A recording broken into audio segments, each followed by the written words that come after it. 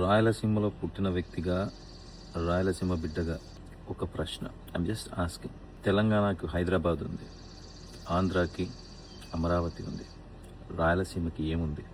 ఒకప్పుడు రాయలసీమలో పౌరుషం, పట్టుదల ఉండేది అనేవాళ్ళు. నాకు తెలిసి ఇప్పుడు అది కూడా లేదు.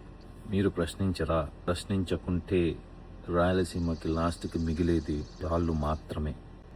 అడిగితే అని చేస్తారని భయపడితే అడవిలో బతకడం మేలు కదా. ఈ కులాల కుంపట్లో నుంచి బయటకు వచ్చి రాయలసీమకి ఏమి తెచ్చావు, ఏమి తెస్తున్నావు అని రాజకీయ నాయకుల్ని అడగండి. ప్రజలారా, పంచలు కట్టుకొని అటు ఇటు తిరగడం కాదు, పంచలు ఊడిపోయే రోజులు వస్తున్నాయి. రాయలసీమ వ్యవసాయ ఆధారిత ప్రాంతం. రైతులకి కనీస గిట్టుబాటు ధర దొరకలేదు. మా నాన్న రైతు కాబట్టి ఆ కష్టాలు ఎలా ఉంటాయో తెలుసు కాబట్టి నేను చాలా ధైర్యంగా అడుగుతున్నా. పంట బాగుంటే గిట్టుబాటు ధర ఉండదు, గిట్టుబాటు ధర ఉంటే పంట సరిగ్గా రాదు. పెట్టుబడులు, కూలీలతో పనులు రేట్లు పెరిగిపోయినాయి.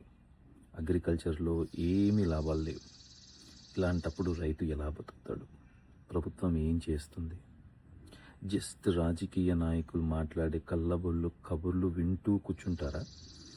మీడియా మేనేజ్మెంట్ వాళ్ళు చేసే కన్ఫ్యూజన్తో బతికేస్తారా? కనీసం ప్రశ్నించే టైం వస్తుంది.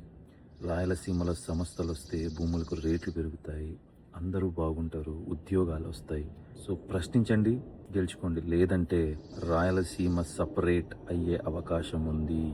ఇది సపరేట్ కావాలని నాకు లేదు, కానీ ఈరోజు కాకపోతే 10 సంవత్సరాల తర్వాత అయినా ఈ డిఫరెన్సెస్ వచ్చి తెలంగాణ ఎలా విడిపోయిందో రాయలసీమ కూడా అలానే విడిపోతుంది.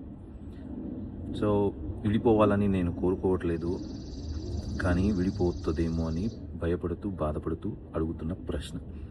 సో ప్లీజ్, జనాలు ట్యాక్సులు కడుతున్నారు. ఇది మీ ప్రాంతం, ఇది మన ప్రాంతం.